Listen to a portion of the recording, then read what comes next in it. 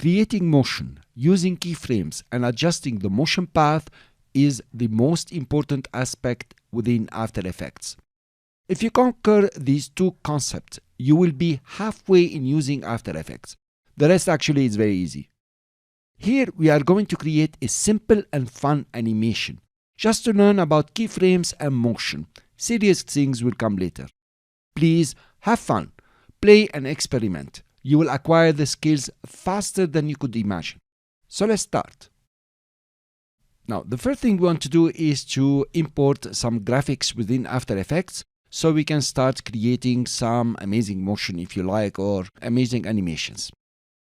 To import any file in After Effects, you just come to the project panel over here, and the easiest way is to right click, go to import, and import you can choose file, and go to wherever you downloaded the resources from the previous lectures.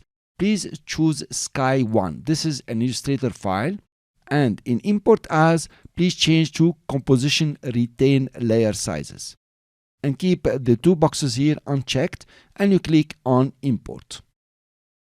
Now, After Effects imported the Illustrator file, and in this folder here you can see the layers. We have an airplane and we have a background, and also we have a composition that has been created. This is a composition that has the exact size as in Illustrator, the way I created it. Now, a composition is just a big container where you put all your graphics and the motion and so on. This is what will become your video later on. To open this composition, just double click on it. Now you can see in the timeline over here, you have two layers. The airplane, this is the red airplane, and you have a background. And over on the right here, you have the timeline itself. This is the timeline indicator. You click and move it in time. Now for the background, we don't want to click and move it around, so we are going to lock it. So come to the lock here, this second box, click on it, you have locked it.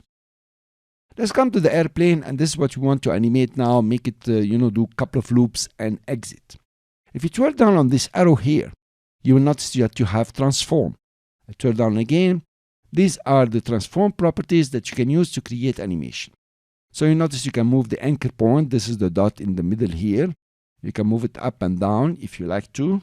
I will undo, Ctrl Z. You have the position. You can take it up and down and left and right. You know that already, I'm sure.